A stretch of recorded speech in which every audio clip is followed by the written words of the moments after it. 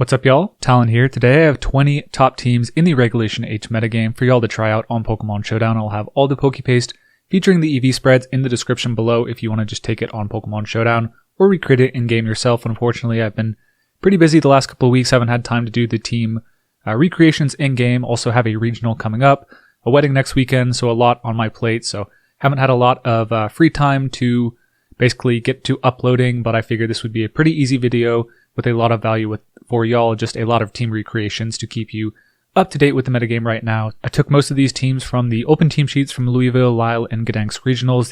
This is a really good website, cutexplore.stallrith.dev. I'll link that in the description below, but essentially it uploads all the top teams from a regional as they happen. You'll have the day one teams, usually by Sunday, and then by the end of day two, you have all the teams ranked.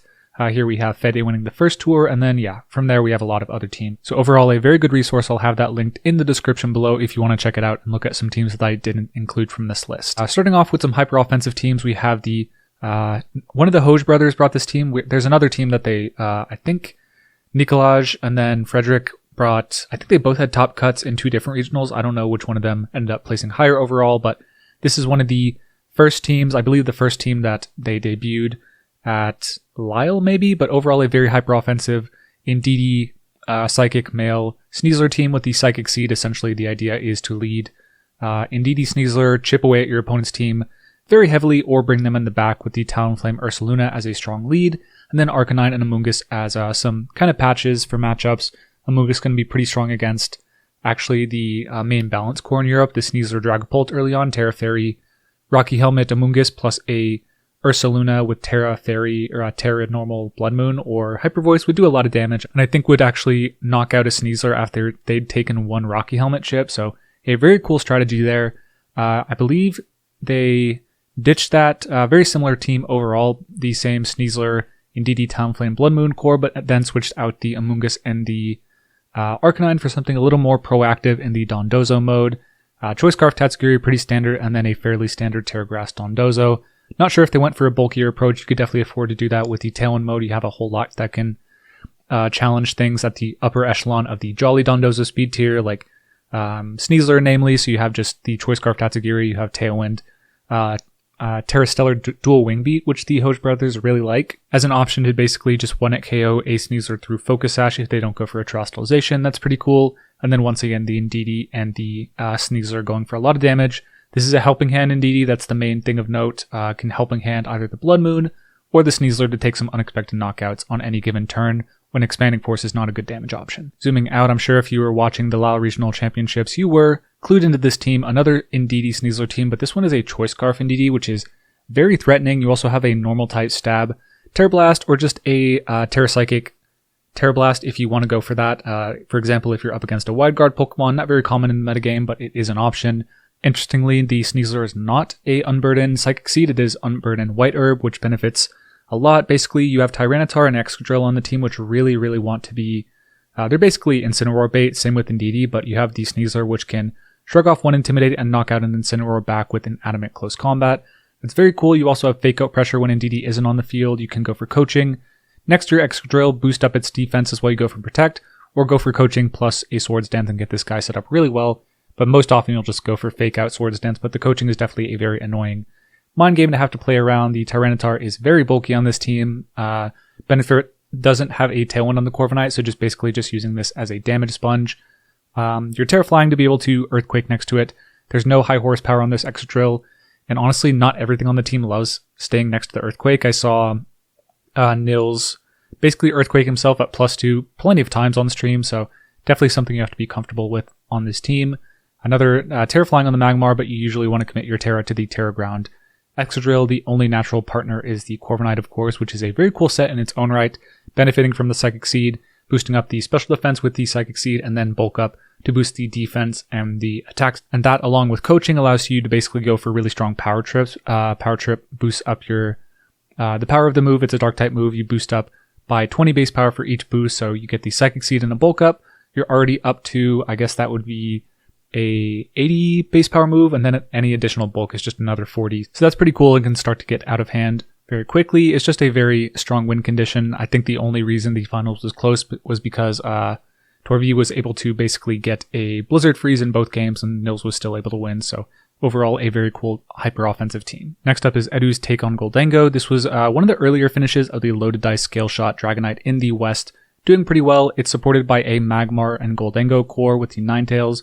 This general core is just extremely bulky. I'm a big fan of it.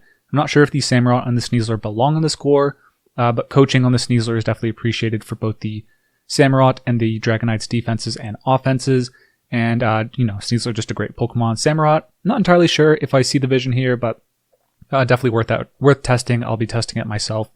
Maybe on the channel, maybe not. I'm probably going to be testing a lot of these teams on Pokemon Showdown for the regional anyways. I might upload some of that Showdown Best of 3 content, just so that y'all know I am still alive in the next couple of weeks. But yeah, overall a very cool team. Strong defenses. We have the Water, Fire, and then I don't think there's a Grass Terra anywhere, but we have, just generally a strong fantasy defensive core with the Dragonite, Gholdengo, Ninetales, and a lot of switching ability.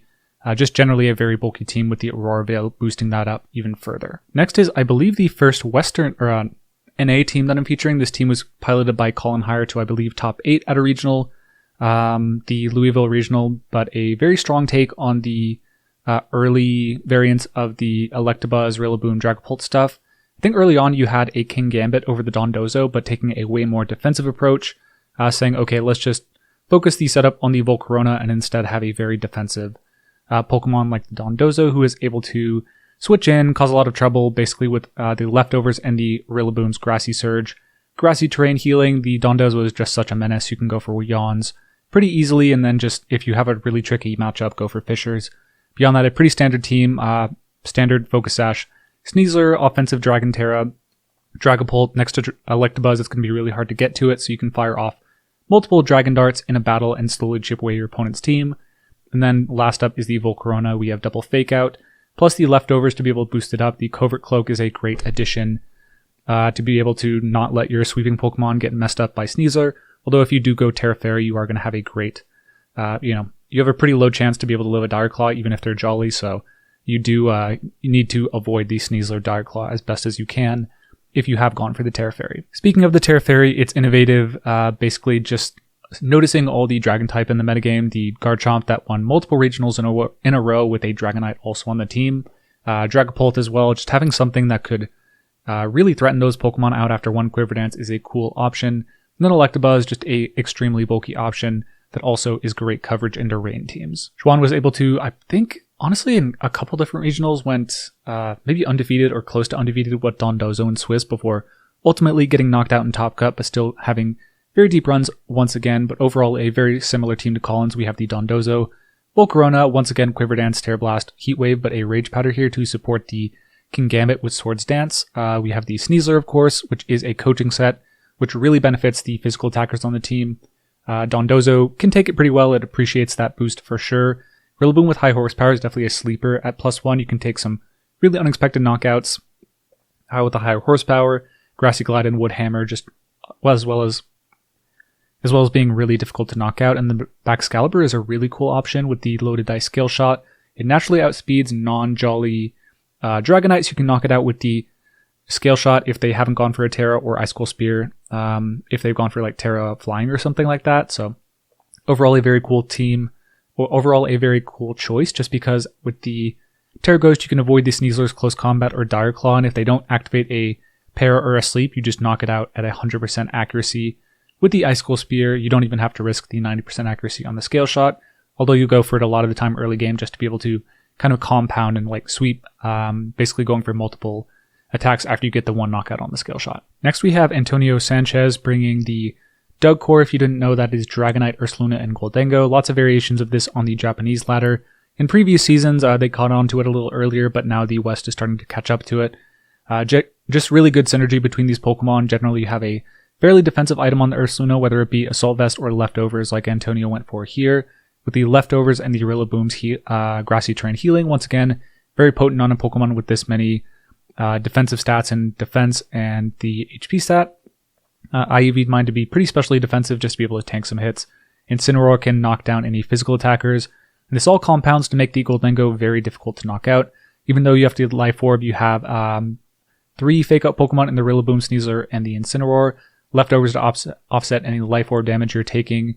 As mentioned, triple fake out. We have double U-turn, so you'll be able to go for multiple fake outs in a battle very easily. If the Ursaluna comes in before the Goldengo, you can go for yawns, and if anything ever just says, okay, I'll take the yawn if I take a knockout on Ursaluna, you bring in the Goldengo, get a free nasty plot up, and then go from there.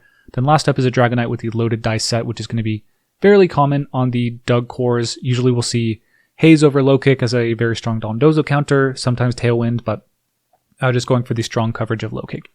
Next up, we saw this same team, or a very similar team, get top 4 at the regional in Gdansk. This one is the variation with the Basculegion, but they both share the same core of Volcarona, Rillaboom, Maushold, Dragonite, Sneasler. Oddly enough, a Grassy Seed, no fake out Sneasler despite a Volcarona being on the field, thinking the Rillaboom's fake out and the Maushold's Follow Me and Friend Guard would be sufficient, which it did prove to be for both of the players going into the top 4.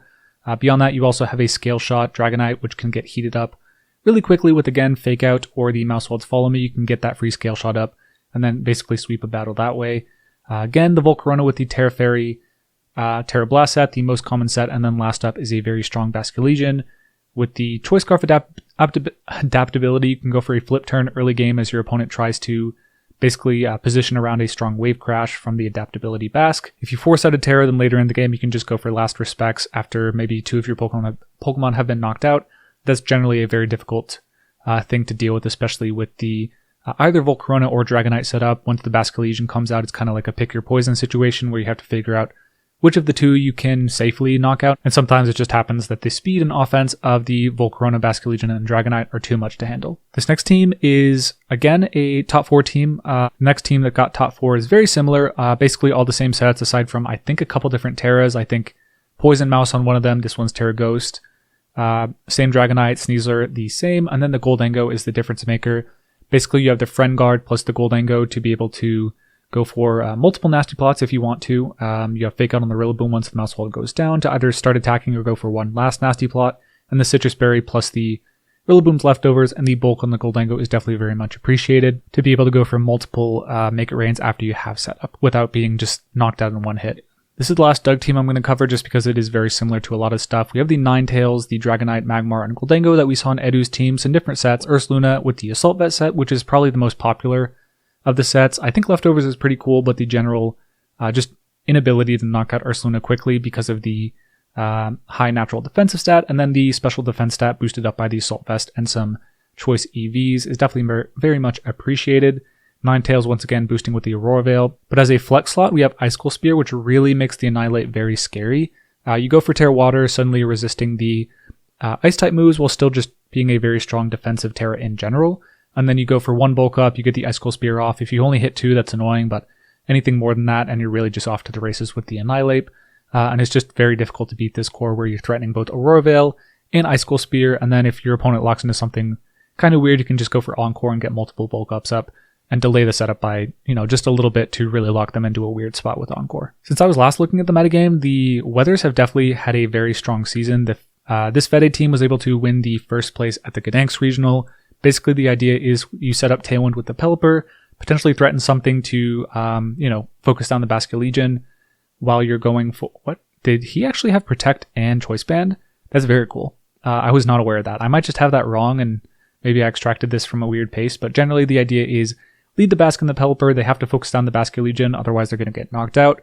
Wave Crash can actually make it easier for you to get knocked out by the Basculegion. Go for Tailwind on the Pelipper, bring in their loaded dice Rillaboom, and then switch into your Archaladon in the Pelipper slot, giving you a free Tailwind plus +4 to +5 on the Archaladon. That's assuming your Basculegion doesn't take a stray weak hit on the switch in. Arch and the Pelipper have pretty strong defensive synergy with one another, and then you can start going for the body presses or just set up with Electric Shot if you want to, especially if you have, Fake Out active later in the battle. It's just going to be hard to deal with this boosted up Archaladon that's healing from the grassy terrain without needing to actively heal it or protect it like you would on one of these more Amoonguss focused teams.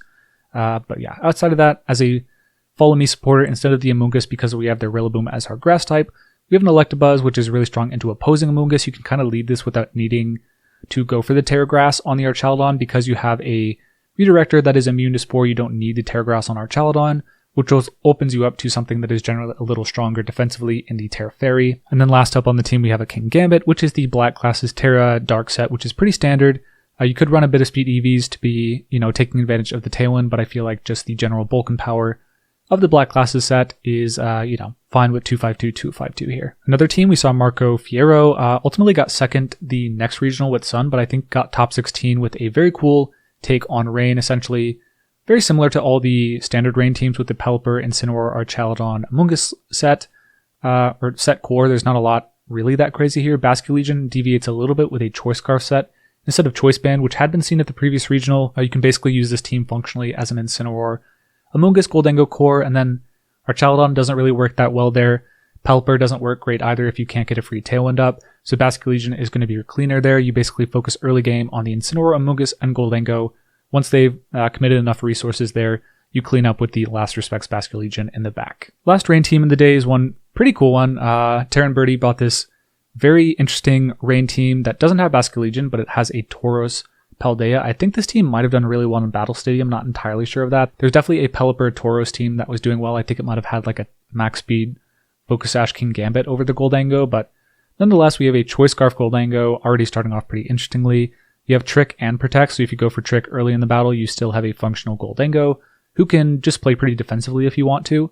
Pelipper is standard. The Dragonite is a anti-Dozo countermeasure, although with the Tauros and the Sinistra, it's definitely very hard for Dondozo to play against this team, especially when I think that Dondozo typically on just standard Rain teams kind of struggles against Archaludon, even if you don't have Clear Smog. And so having something like a Tauros Sinistra switch chain that can't be knocked out by most Dondozo and just continually heals the Archaludon is definitely very difficult for those. So I think Haze maybe a bit overkill, but could be strong into something like a King Gambit or an Annihilate that you activate with a, your Intimidate on your Tauros. But beyond that, yeah, just overall a interesting take on Rain. You have a Trick Room option, which can function next to your Archaludon if you want to, and your Pelipper. Pelipper is pretty slow, so if you face up against an offensive team, Sinistra can function to set up the Pelipper to be a Trick Room sweeper that can late game set up Tailwind for the rest of the team. So that's the last Rain team. Let's go into the Sun teams, rather not the Sun teams. First one is an Alolan Ninetales team, but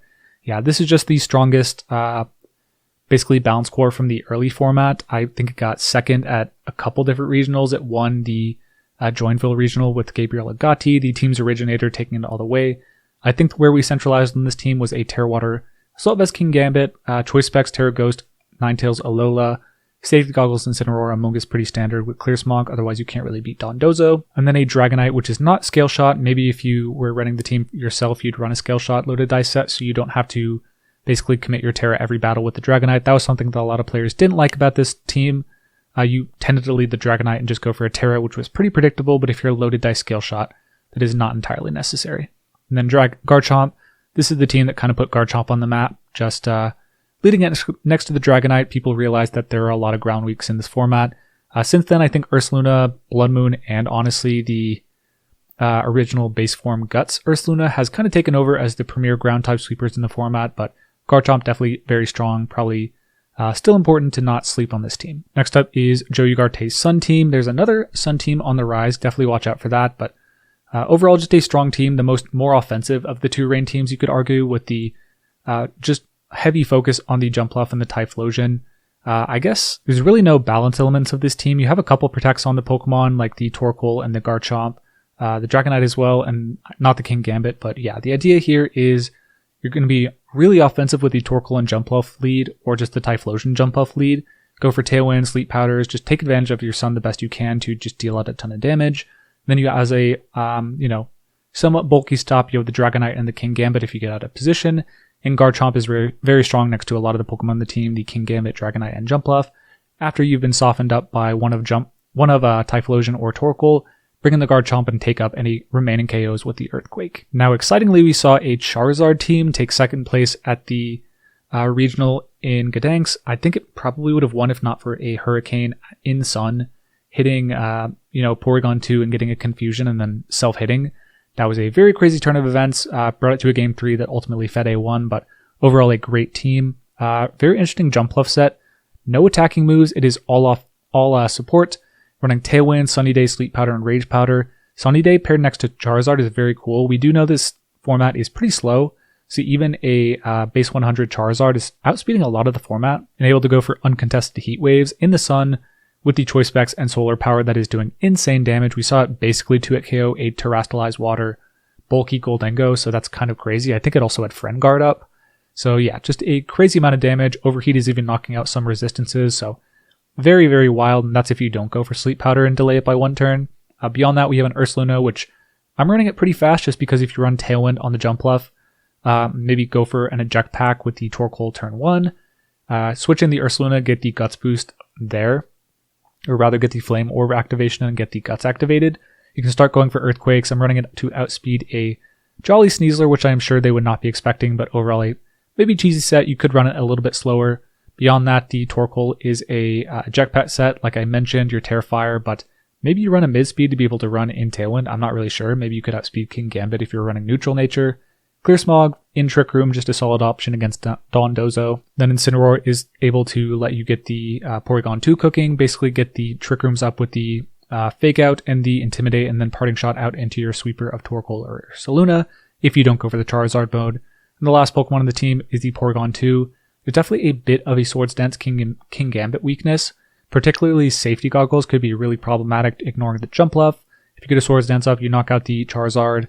Torkoal doesn't love playing it, but it could take 1+1 or +2 Kowtow or Ursaluna. If you get a couple +1s, you're going to be able to threaten them pretty well. So having the option of the Terra Fighting Porygon 2 to both resist and knock out a Terra Dark King Gambit is very strong as well. Moving on, we have a pretty similar team that I think Juan Modri brought to the Lyle Regional Championship.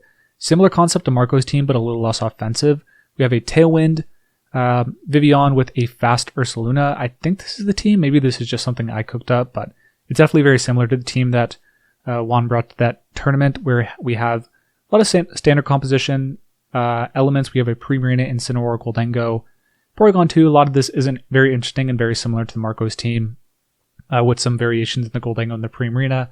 This is basically your Clear Smog Torkoal, but less offensive. You're able to deal with Dondozo with Haze, and then the Goldengo is an alternative sweeper in Tailwind if the Ursaluna is not what you're looking for. Once again, we're running a fast Ursaluna to take advantage of the Tailwind here. Maybe bump it up to outspeed a Sneasler in this situation, just get the surprise that way, since you don't have a whole lot that loves playing against it, so maybe you do just want to outspeed it in Tailwind. Not sure what the best course of action is on that EV spread. Now we're going into the balanced compositions. I'll go with this one. This is the team that Andrew Zhang won Louisville with, but I think Matty Moo got second place at the regional before that.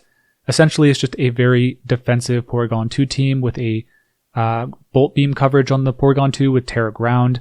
Goldengo is a bulky Life Orb set, which is pretty uncommon, or it was at the time.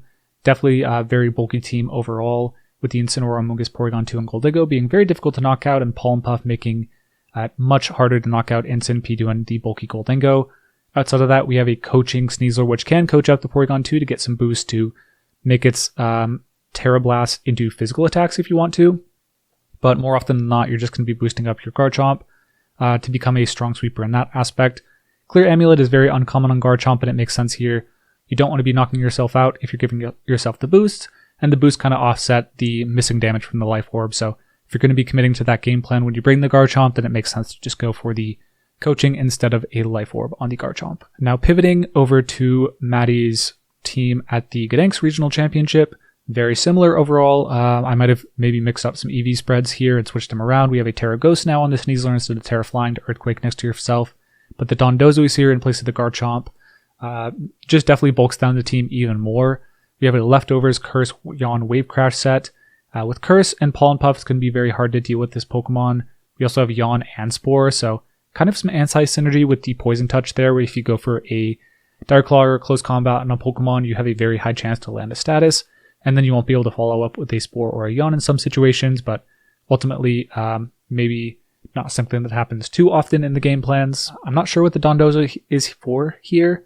Like as a matchup it's definitely very annoying, but obviously Maddie was able to take it to a top cut at a very competitive regional, so going to be testing it out for myself at some point. Last team, but I did need a 20th team here to make for a nice title. Essentially, this is just the team that Michael, their bestie, Michael Kelsch, took to, I think, a fifth place finish at this regional.